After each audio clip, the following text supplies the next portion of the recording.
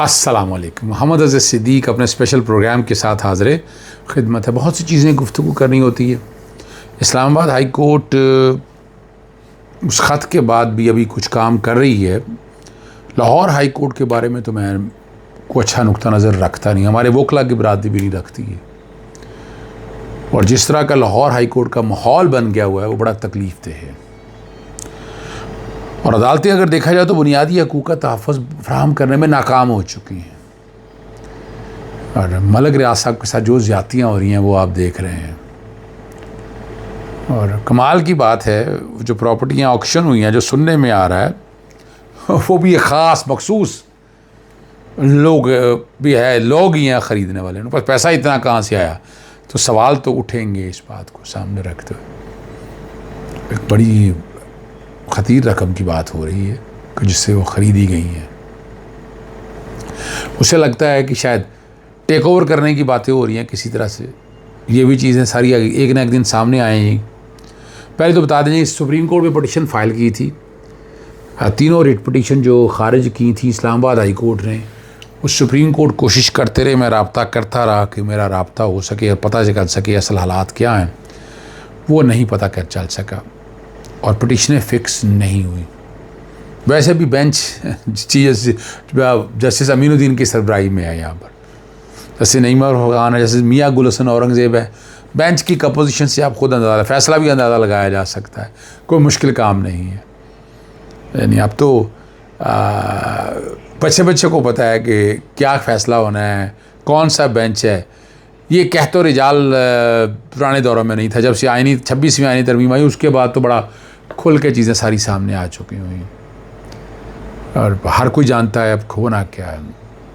बैरी town Malik रियाज साहब की 6 properties, साथ ही वैसे 6 प्रॉपर्टीज़ में 6 प्रॉपर्टीज़ की जो नीलामी के हवाले से 3 का अमल मुकम्मल किया है और 3 के बारे में कहा जा रहा है वो दोबारा होंगी। तो ख़रीदार ग़ालिबन एक ही है, चलें उसकी डिटेल में भी आपको बाद में जाकर बताऊँगा। और वो है भी कौन, वो काला चैनल कहा जाता है। और इसमें भी है हक़ाइक़ आपके सामने है कि मलिक रियाज साहब ने पाकिस्तान तहरीक इंसाफ के ख़िलाफ़ इस्तेमाल होने से इनकार कर दिया था।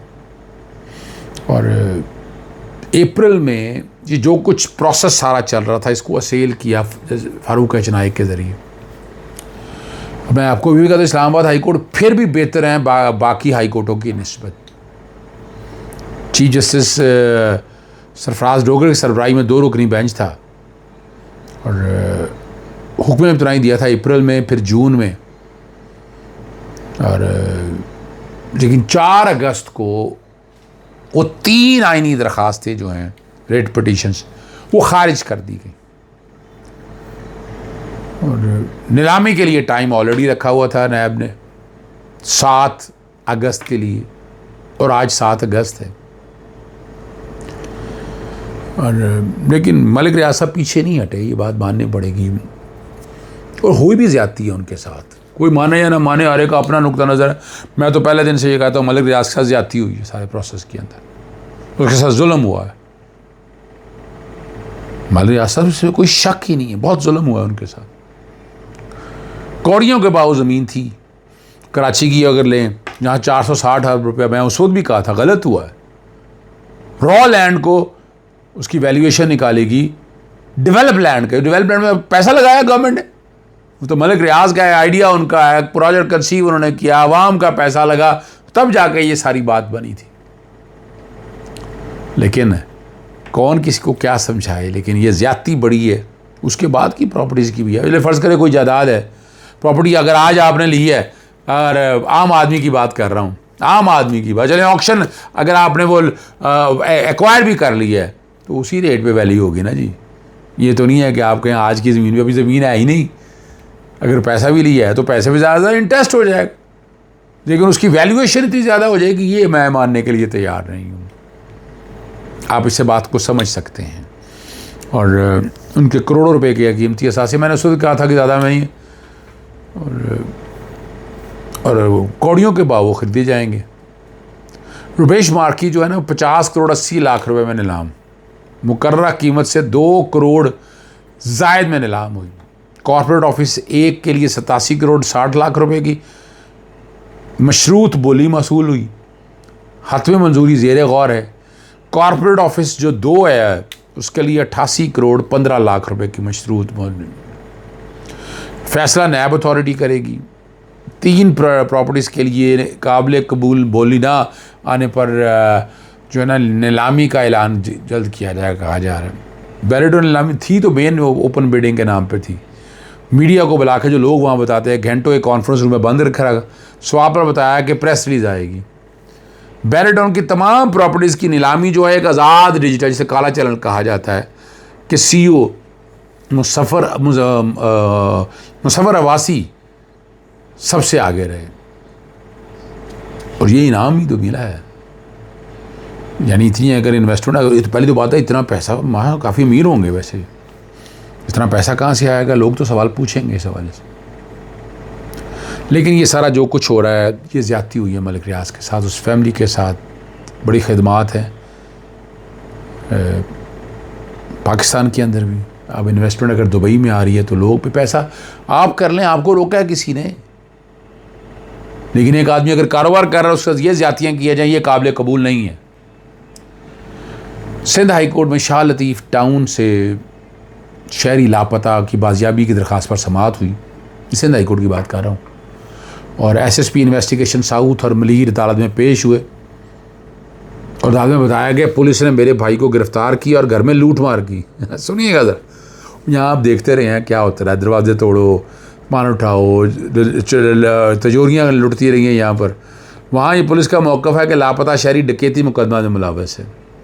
अदालत ने पुलिस से इस्तफ़सार किया कि मोटरसाइकिल क्यों ली गई। पुलिस ने कहा मोटरसाइकिल बैंक डकैती में इस्तेमाल हुई।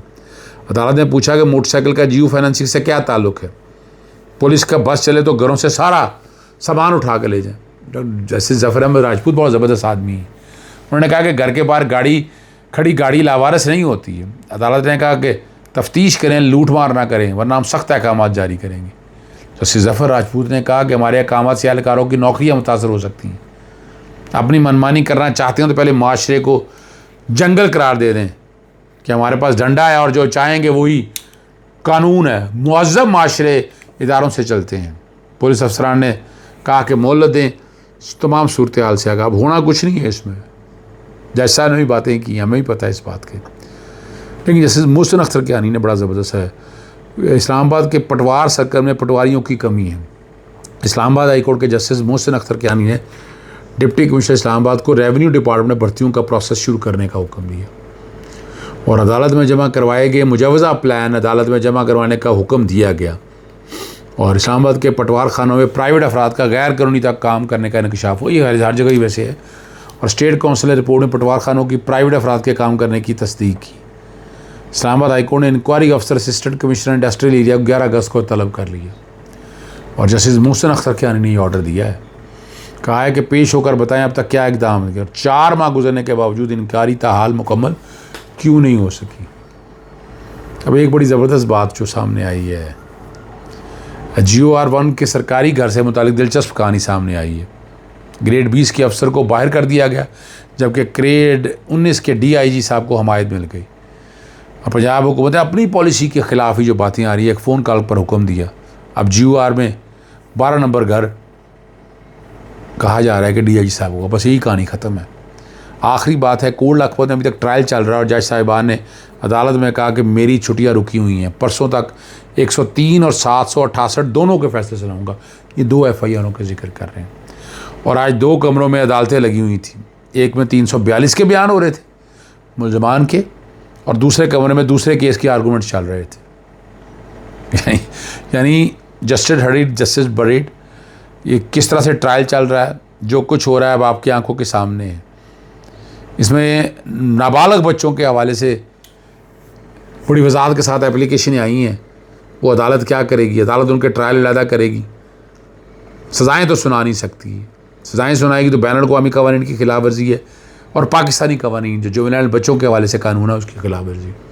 दरख्वास्तें मेरी इतला के मुताबिक 3-4 दरख्वास्तें जा चुकी हैं। Human right commission of Pakistan ने भी मुझसे रब्ता किया है कि इस सारे मामले को, जो बच्चों के ख़िलाफ़ ये ट्रायल हो रहे हैं, इस वाले मैटर को टेकअप करें।